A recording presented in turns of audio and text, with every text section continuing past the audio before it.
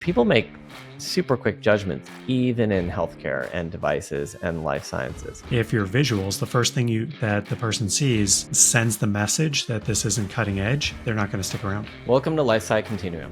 I'm Bill Schick, your Fractional Chief Marketing Officer. Today, we're digging into 3 big ideas that quietly cap your growth. How brand fragmentation creates confusion and slows deals. Why your website and visual system must sell, not just look nice. And the playbook for connecting strategy to execution across product marketing and executive teams. First and foremost is the brand identity, the logo. That's something that you don't want to just use Canva or some AI tool to make your company logo. You can't own it. There's no guarantee that what Canva spits out for you is not going to spit it out for the company down the street. See, too many teams treat design as veneer.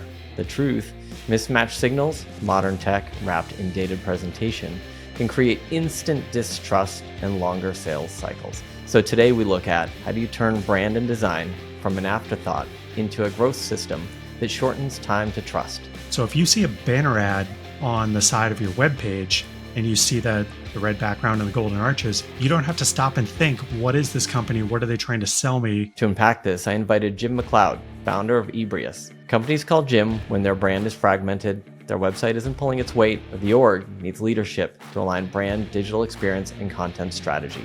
He's led complex rebrands, localization programs, and large-scale design system rollouts that get cross-functional teams moving in the same direction fast. What's more important, copy or design? The thing I always say is good design can save bad copy, but bad design will murder great copy. By the end of this conversation, you'll walk away with a toolkit for diagnosing fragmentation and deciding what to keep versus what to change without breaking hard-won equity. Turn your website into a pipeline engine and orchestrate a 90-day alignment sprint that connects strategy to execution across teams. All right, let's get to it. So Jim, thanks for hopping on with me today. Thanks for having me. Give us, for the audience, a little bit of background on you, your experience, some of the things that you've done and what you're doing today. Yeah, so I did start as a graphic designer, and I found myself, early on, I saw the web starting up and seeing that was going to become a thing.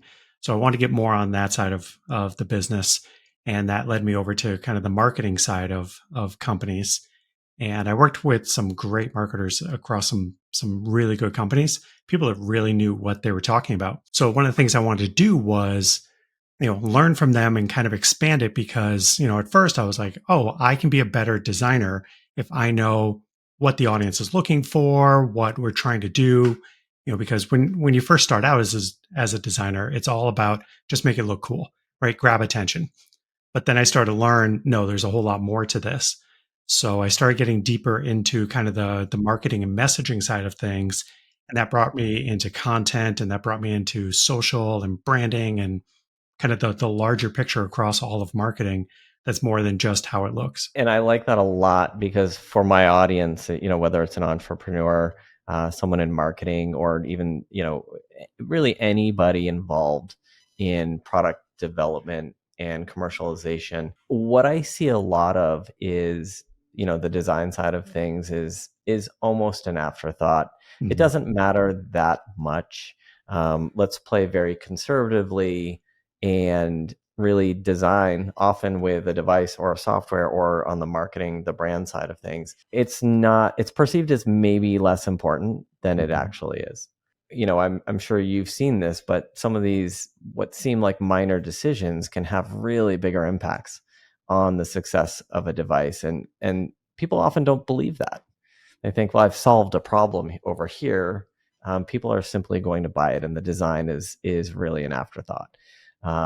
And so today we're going to talk a little bit about that and some of the things that you've seen, and really anything else you want to share with us. Great.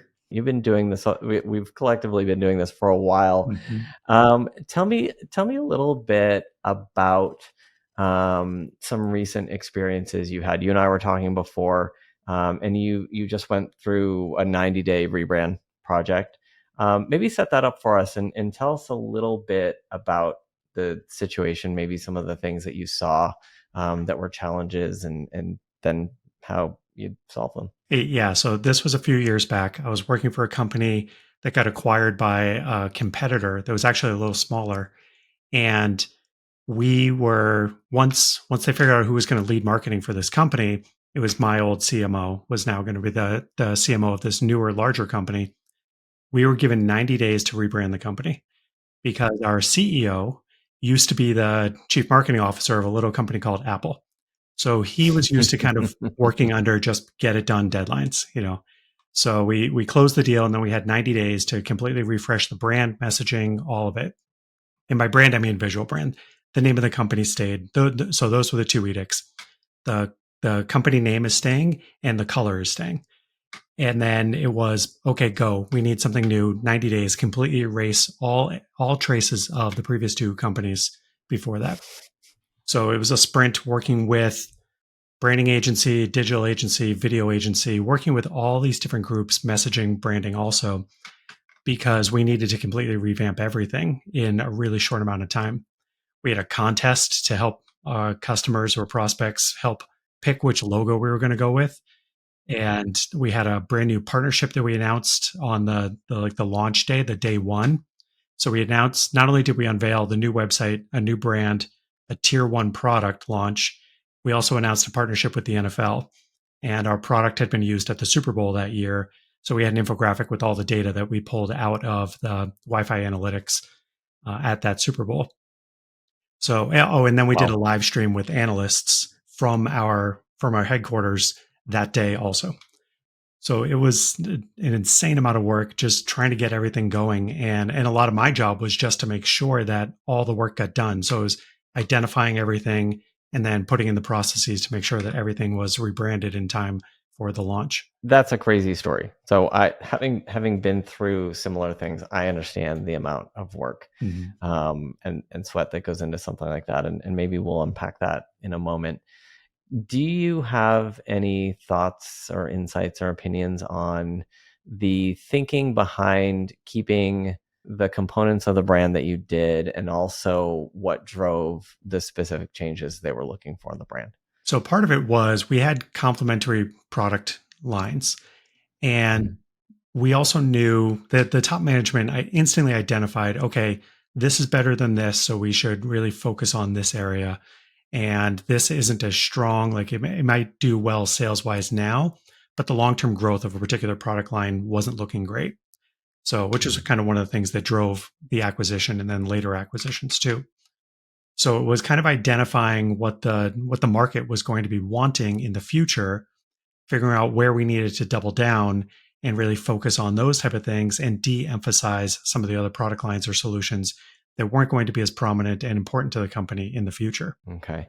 And so when it came to as far as the naming and the logo and the colors, was there any articulation as to why we wanted to keep the colors but change the presentation, sort of that at that level of this project? Yeah, and it was interesting because I put together a presentation about why we should change the color, Hmm. and that ended up scoring me points with some folks because they saw like I wasn't just saying, "Oh, I don't like this color." I had a whole series of slides that showed the kind of history of brands that had used this color because the color was purple, which is not a Hmm. very popular color, especially at the time. And so I said, hey, like a lot of these companies or brands that started up in the 90s, which is when this company started, used a lot of purple. It was very purple and green and, kind of that almost vanilla ice type visual branding. And so I said, hey, a lot of, the Diamondbacks and the Toronto Raptors and just some different, sports teams that were heavy into purple in the 90s had transitioned mostly to reds. So that was kind of my pitch at the time. But one of the things that was pointed out was we're just known for being purple. And Hmm. one of the ideas was if you look in, our products were being used along with a lot of our competitors' products also, like in their overall, customers' product suite. And so what we wanted to kind of teach them was when you see purple, that's not the problem. Purple equals quality, which is why the color was chosen originally. So let's stick with the purple. Let's go more bold with the purple, not that kind of dusty purple that we had. And Hmm. and the idea was to really kind of focus on purple and own that color because it is an actual ownable color in that space. Is when I remember going to conferences, industry conferences, and I'd look at all the different booths, and it was always 60 to 70% blue, 25% red, and then the last 5 to 10% was orange, green, and purple, maybe yellow in there too. So it's not a color that's used a whole lot. So we could actually have ownership over that color as opposed to some of the other players that just stuck with the more traditional colors. Okay, that's great because I think you went through the exercise of looking at making a big change Mhm. and analyzing it, and I think it sounds like one of the takeaways was, if you scan briefly, and you saw that color, it conveyed a message. Mhm. You were associated with that attribute. It sounds like a level of trust, being known in the industry. And while at one level it was dated, and maybe it was the implementation Mhm. of that purple was dated and attached to some history, it also carried a lot of weight and credibility with it. And so there was a discussion there, and I think that discussion is important because these things really do matter when it comes to building a brand across the board. Any thoughts on that? It was mostly about the execution of it. So it was Mhm. like you said, the identity of like, okay, purple equals quality, but what if we made it more of a modern purple and we don't look like we're still stuck in the 90s? Because the logo even had like that kind of dot pattern gradient fade that was popular back then. And Mhm. there were a lot of things that were just kind of stuck in the old days. And so it was our job to modernize that. And then I started hearing really great feedback from it once we started rolling these things out and people could see what the actual implementation looked like.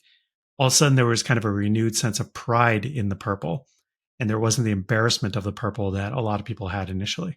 Some of the issues with the purple were internally, Yeah. and as they were sort of carried through, and that created an internal perception that could then impact how sort of the market and customers perceived the company. And then once we started digging in and looking at that, you saw that what felt internally maybe as a weakness, and I think you said embarrassment, Mm-hmm. became, that was a strength, that was an asset.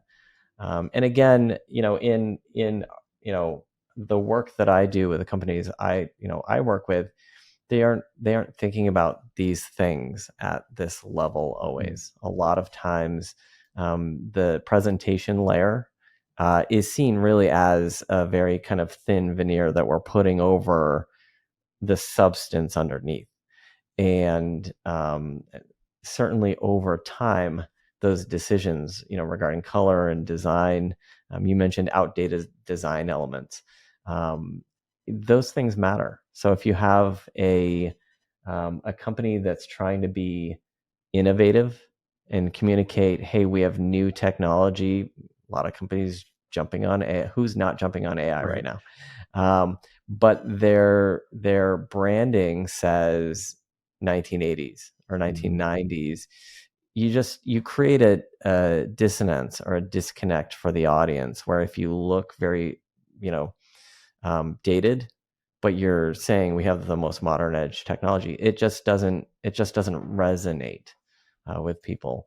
So you have to strike a balance, like you did with balancing what we have that works and what's an asset, and exploring new areas in creativity that can actually address the issues. Yeah, and especially with all the AI work that's coming out now and all these different companies, there's kind of a similar visual vibe to a lot of these startups. Hmm. And it is kind of that high tech, bright, loud, grab attention type things, type visuals. And if you don't fit into that, if it is more traditional, or maybe it's 4 or 5 years old, your whole visual identity, people are going to think your technology is 4 or 5 years old, or worse, 10 years old. Quick interruption. I've got an offer for med device and life science companies doing at least 3 million a year, but dealing with growth challenges. The first step is really easy. Just connect with me on LinkedIn. The details are below. The rest is to follow. That's it. Let's get back to the podcast. And then people aren't going to bother digging any deeper because they'll go to the website and just say, "Oh, this company isn't for me." It's human nature to judge a book by its cover. So if your visuals, the first thing you that the person sees, sends the message that this isn't cutting edge, they're not going to stick around. Exactly. It's funny that there's such a commonality across all. There's so many things that look like maybe a starfish or an asterisk, or they all kind of follow the same Mhm. like central node design. And it was like 5 or 10 years ago where everybody started stripping down their logos to almost a simple logo type, but 3 or 4 bright colors maybe, and just everything started feeling the same. So Yeah. right now we're at a point where we're dealing with similar things in AI, but I'm sure it'll change. Design often does that. Yeah. Yeah. It'll broaden. Yeah. What do you think as you were working through that project? That's a lot Mhm. of work to get done in 90 days. Yeah. What do you think was one of the more impactful areas that the company addressed that you can think of? One of the most important aspects was kind of the corporate sales deck. And Mhm. just that first impression of what somebody sends on their first sales call. And we really need to get that part right. And that was an effort that was led by marketing and with sales input, obviously. But it was, we needed to be able to tell that correct story. And that was also part of the biggest challenge during the 90 days was what is the story we're going to tell? What's our kind of go to market? What are our strengths? What do we want to downplay? And then how do we tell? So it was determining what the story was we wanted to tell, and then it was how are we going to tell that story. And so the sales deck was kind of the first thing that we put together to really kind of shape the rest of the messaging that came out, because we needed to identify who the users were, who the prospects were, what would actually get them to reconsider either company from the past, and how we wanted to pull them into the future and let them know that no, we were a forward looking company. And the sales deck was the kind of first big thing that we put together that told that story. So is that maybe the first point of contact? Maybe we sometimes call it the tip of the spear. Hmm. Um, and so, often the first impression is the longest lasting. Hmm. You had an interesting problem here in that you had some previous identities and some, perceptions and things sort of established in the mind, in the market. Was there anything that was particularly challenging or notable? One of the challenges was keeping the things that did really well from the acquired company and then Mhm. applying that to the brand of the acquiring company. So the company that was acquired had top level customer support. It was renowned, won Stevie Awards, and they were just really known. They had 100% insourced customer support, and they were really known for that. So one of the things that we heard from the customers was, fine, products are new, whatever. Don't mess up my customer support. So Mhm. we had to we a lot of it was just calming down customers that their experience and their products and services weren't going to get worse. And so customer support was a big thing. So we needed to kind of regraft that customer support message from the original company onto the new company and kind of let the older customers know, yes, it's still going to be there, and let the newer customers know, hey, you're now going to get a higher level of support. So that was kind of one of the main things that we needed to use to settle down, because obviously our competitors were jumping in and probably telling them, "Oh, you should just buy from us because they're going to fall apart because the acquiring company doesn't have good customer support and they're not going to adopt this other model because it's real expensive. You should just come with us." So meanwhile, we were trying to battle that perception and say, "No, we are going to stick with it. Here's who's doing it. Here are the programs, et cetera, et cetera." So there's a perception and fear in the market Hmm. for the existing base, and that really could have, um, you know, that could have led to the thing that they feared the most is that the company would fall apart. Hmm. And so addressing those things right up front and dealing with those perceptions, and communication. So making sure that you got the message across. Of course, there's follow through. You need to actually deliver Yeah. on that, that promise and that expectation. Hmm. But I think one of the points here is that perception can be very, very powerful, and it can completely derail something or manage a crisis. And I think that's important for people to take away here. and design can play a major role in how that's perceived. It's telling the story and yeah, getting rid of the FUD, the fear, uncertainty, and distrust that a lot of companies have whenever there's, or a lot of customers have whenever there's a big change. One of the things that we've talked about, and this is an area that you really specialize, I think is bridging the gap between what we think of as almost two camps if we're getting into the weeds, so marketing and design. You are, and I didn't mention this at the beginning, but you are the author of a book. And I'd like to talk about that a little bit because I think you do a great job of making design accessible to marketers. And by accessible, I don't mean accessibility and making a website usable. What I mean is simplifying years of training and experience in a way that provides the right level of guidance for marketers and I think business people by extension. Let's talk a little bit about that. How did you land on the idea of putting together that book? And also, if you want, do you have it handy? Yeah, I've got one right here. I have one handy too. Nice. It's The Visual Marketer. By the way, congratulations on the launch of the book. Tell me a little bit about the story of how you landed on the idea. What was the need? What drove you to put this together? Thank you. It was kind of a two-step process because once AI really sprouted up, once ChatGPT came out and it became obvious that a lot of people would start using AI, I realized that a lot of designers were going to start losing their jobs because a company, if they have 7 designers, they might not only need 3 at that point. So I started looking into that a whole lot. But then I had this realization that, well, all that design work is going to go to somebody else. And it's probably going to go to the marketers who are now using Canva, using AI, using any of these other DIY tools. And so they've got the tools, but they don't have any of the training. And I talked to different people over the years who's, different, kind of core marketers who would say to me, if my job would be so much easier if I had your skills. And, because I would tell them, I'd give them feedback on whatever they were working on visually. So I said, okay, what if I wrote a book and basically taught marketers or business leaders, here are the basics of design so that you can use these do-it-yourself tools and create effective and memorable visuals, not just whatever the template is spitting out to you. So I want to write this book to help these folks because they're going to be doing the work anyways.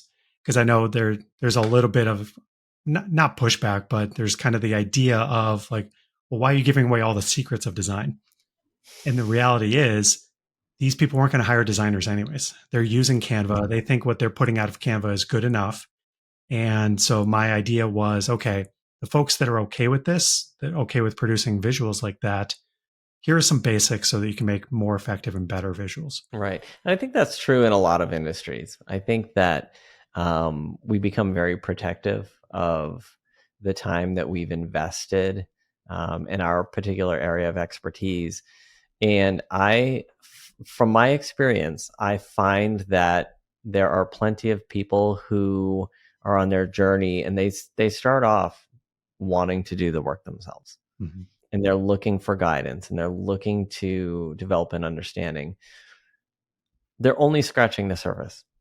And it's doubtful for me that somebody who is sort of in this camp of, the marketer who wants to know enough about design to make them dangerous, is really going to get invested in a large, substantial project. And so I think you're right. I think it's not taking work away from us. That's already happened. Yeah. What you're doing is you're really providing a utility. You're providing a guidance so we don't all drown in terrible, Canva's fine. But Canva templates that all are starting to look kind of the same. So I like that a lot as a resource. And I think there's some really great things in there for you fundamentally. And we're, talking to, entrepreneurs who are, planning and building businesses and people who are in, product marketing. What are some of the most important areas of design that would have the most impact. There are so many layers of things we could get into, but from your perspective, maybe what are the top 3 things that they really need to nail that they probably couldn't tackle themselves? Yeah, I would say first and foremost is the brand identity, the logo. That's something that you don't want to just use Canva or some AI tool to make your company logo, because one, you can't own it. There's no guarantee that what Canva spits out for you is not going to spit it out for the company down the street. And also with AI laws, you can't. I believe you can't Trademark trademark it. AI Yeah. generated elements. So you can't, if you can't own your logo, then you're already missing out. So that's an area where you want to hire an actual expert, somebody that knows what they're doing. And I know there are different trains of thoughts where, with a startup, you don't need a real logo until you have a product in market. Because a lot of times, you see these startups that they get their money and they spend all this money on a logo, and then they barely ever, get out of stealth mode. So once you're in a place to actually start doing some branding and marketing, that's when you need your logo. So yeah, hire a professional for that. The other areas I would say is, when it comes to visuals, what are your colors and what are your image treatments? So is it, when it comes to the images, are you using photos? Are you doing some sort of color overlay on the photos? How are the corners? Are they rounded? Are they jagged? Are they square? Is it illustration? Is it, you know, little kid illustration? Is it more professional looking illustration? That there's a lot of different ways you can go with your visuals, but the main thing you want to do is just be consistent, because when you're consistent, it helps shorten the time that people need to go from what is this to I understand who it is. And if you can shorten that time, then that gives you more time to actually get your message across. So the example I like to give is McDonald's, right? Like we all know the golden arches on the red background. So if you see a banner ad on the side of your web page and you see the red background and the golden arches, you don't have to stop and think, what is this company? What are they trying to sell me? What should I buy? They can jump right straight to the quarter pounder for whatever it costs. They can get right to the offer and right to the sales pitch without having to do that kind of training for branding and identity. So this applies to any business. If you're consistent with your visuals across all touch points, then that helps train the audience. Okay, I know who this company is. I know what they stand for and what they're trying to sell. Let's see what their message is today. So it just shortens the entire kind of mental brand cycle. Yeah, it's a mental shortcut, Mm-hmm. really, is what it Absolutely. is. It gets me from A to B faster. Okay. I mentioned colors, and yeah, find a color that you can own and stick with it and really kind of push that also, because if you can carve out somewhere on the color spectrum that's kind of your space, that helps. And it can be, a variation of a basic color, right? If lots of companies use green, but if you think Hulu, that's a very specific green that you see Mhm. anytime you see anything from Hulu. So that's another area where it can really help, just kind of owning a particular color and the treatment. Hulu always has the rounded corners around everything. So they're Yeah. good when it comes to their visual identity, because exactly between the color and kind of the shapes and the visuals that they use. You already know it's Hulu. So now we can actually get into the show.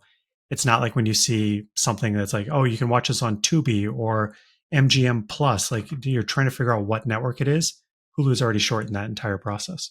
Yeah, and I think that's a good point, because I was kind of scrolling through a million streaming services last night, Mm-hmm. and you don't actually have to think about it. Hulu is that bright green, Yep. and it just really stands out across the little banners of all the different channels they have.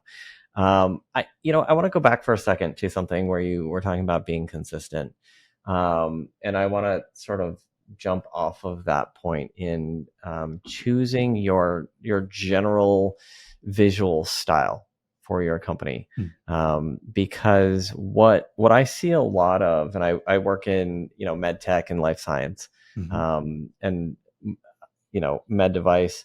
I do see, well, we see a lot of blue, and a lot of the companies feel the same. They Mhm. they they're not quite interchangeable, but they're very very close. And again, part of that is perception that maybe that doesn't matter as much. But then what I'm really interested in talking about is I'll often see a a brand and a presentation style that is really, really jarring to me. And I'm I work in that space, and so I'm sensitive to getting, sort of presenting to the audience, Mm-hmm. and meeting their expectation. But it's really not considered as much as it should be developing a visual style.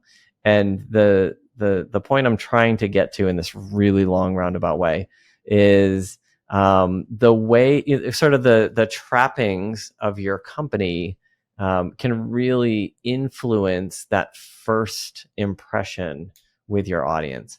And if we choose one path where we're presenting a modern solution, but the way we're presenting it is initially wrapped up in a very dated look, we're going to create a disconnect, and we might not even make it past the initial introduction.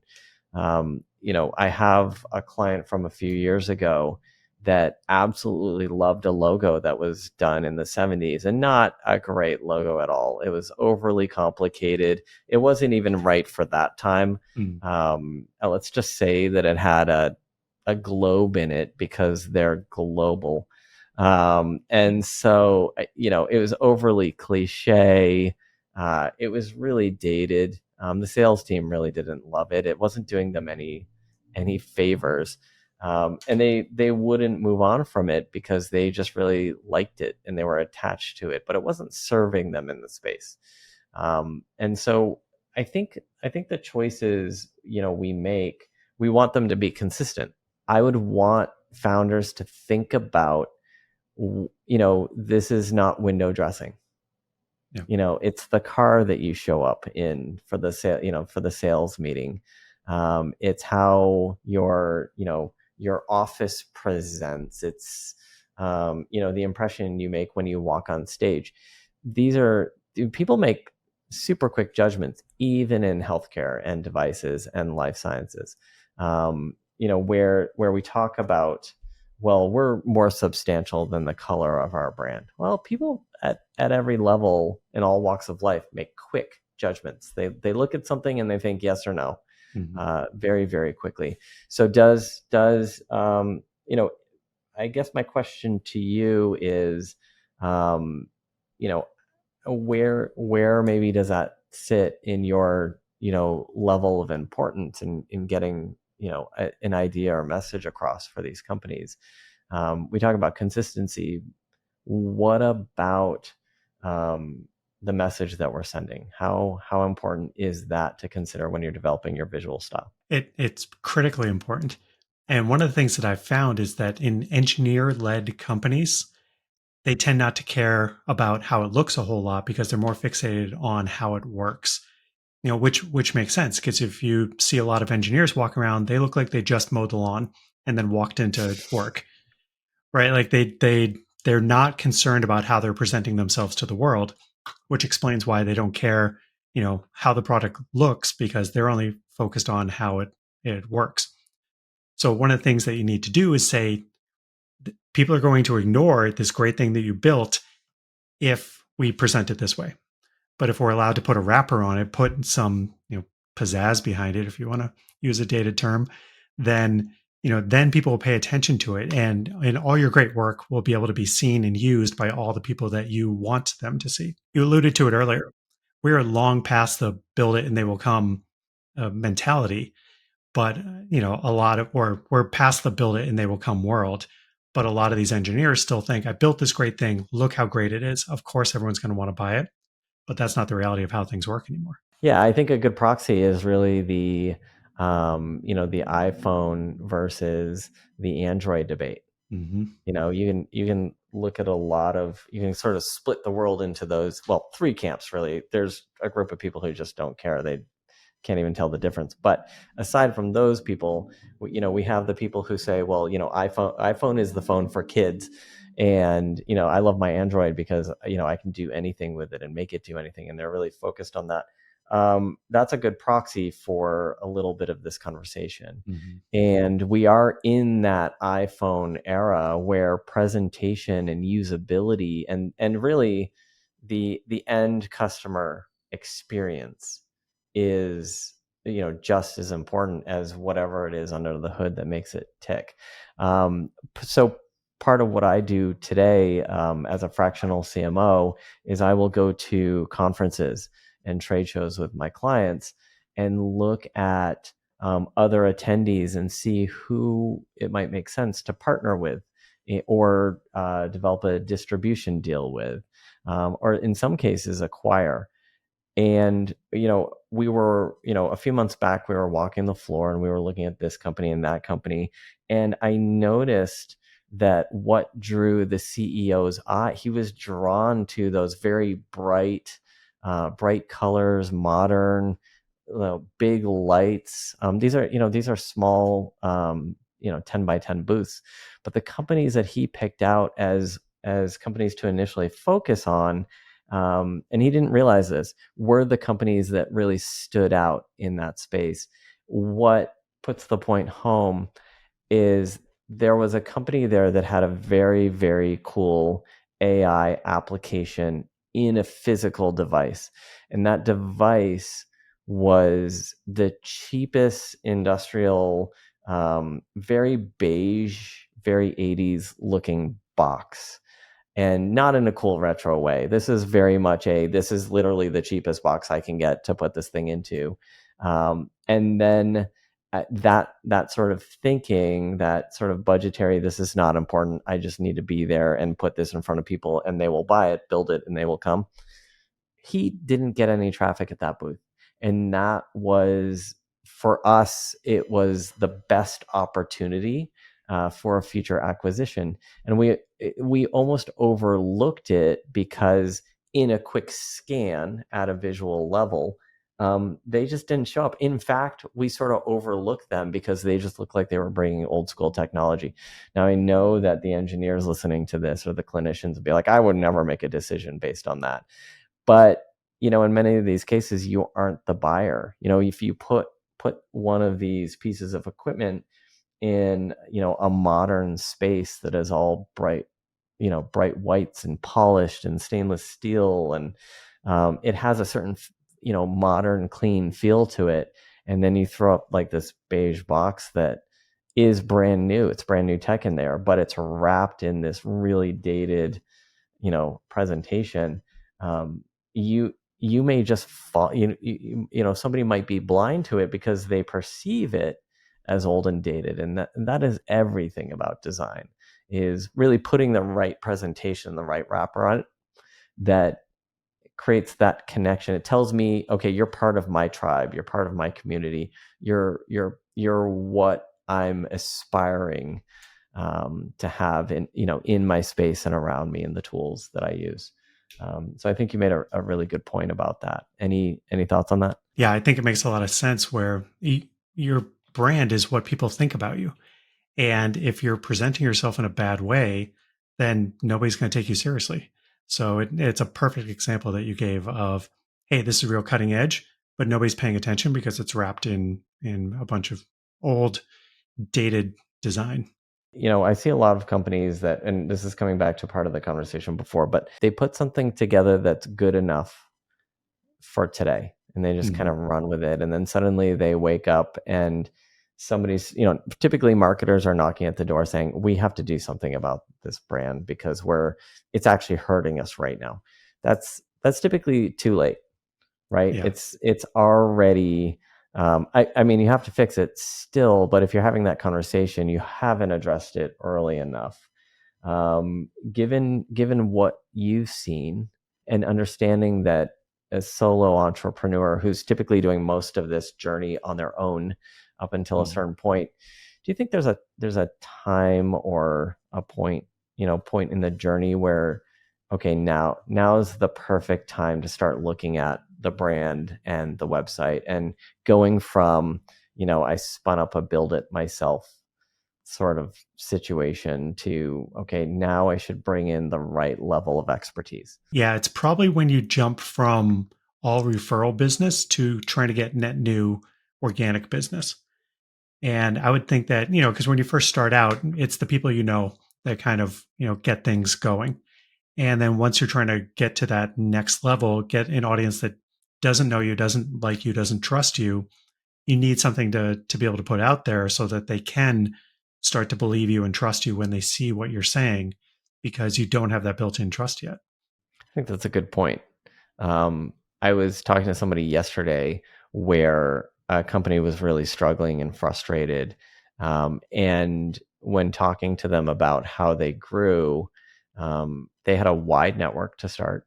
And so they had that network effect where it was very easy to sell because somebody was always introducing them. Mm-hmm. And now they've sort of, they haven't quite tapped out of that market yet, but the growth isn't there, the velocity isn't there, and there are a lot of external complicating factors. So there's AI, there's more competition now. This thing that they owned 10 years ago isn't quite as cool and powerful as it was. Mm-hmm. And so going to selling to strangers is a lot harder than selling to someone who you have a mutual connection and they did a Mm-hmm. a warm introduction. And a lot of companies kind of hit that tipping point, and they have this false sense of, well, I have a good brand because it's been so easy up until this point. And they don't know. So I really like that recommendation on when you start reflecting on that. Now it's time to start thinking about you know tooling those things up. Where would you start? You have a company that has to redo everything. The corporate brand, maybe the logo, but how do you get that going? I think if you, reach out to your network, see if you have designers or marketers that can know these things, because it's kind of the two sides of it where you need the visuals, but then you also need the messaging. Because it's kind of interesting where I've seen conversations that say, what's more important, copy or design? And the thing I always say, or what comes first, the thing I always say is good copy can, good design can save bad copy, but bad design will murder great copy. And so you need both of those to work hand in hand. But if you don't have the design, people will ignore you. But if you have, great messaging, but it's wrapped in a poor container, that's not going to be good. But great design isn't going to be able to cover for bad messaging or bad product for very long. Right, because we're getting attention, Mm-hmm. we're creating alignment. Like this is something that fits within my worldview. It's something that I want, and then it's compelling me. It's building a relationship. I mean, I think that copy is a virtual salesperson. Mm-hmm. I would say, are there any sort of concrete tips that you would provide to, a founder, somebody kind of at a senior level who's just, design isn't really their thing. I was talking to somebody else the other day. They're like, I don't know what you did, but it's magic. I could never do anything like this. Any recommendations for them to help them sort of start getting their head around design and presentation communications? Yeah, I would say my first bit of advice was it's kind of twofold, where it is, start noticing what catches your eye, but then also realize that you're probably not the customer. So it Mhm. shouldn't just be what catches your eye. And so it is kind of survey what your competitors are doing, what the folks who are doing it best, what are they doing, and what can you kind of mimic and improve upon if you have the right tools or the right people around you. So when it comes to that, the visuals or the messaging, see what works, almost make like a scrapbook. One of the things that I talk about in the book is start a Pinterest board. Whenever you see something that you like, or a particular customer that you're trying, or I'm sorry, competitor that you're trying to emulate, just grab it in there and you'll start to see visual patterns that you might not have seen from an individual banner ad or an ebook or something, or even the website. But once you start to see a whole lot of these different things all on one board, you'll start to see patterns, and you realize what it is that's catching your eye.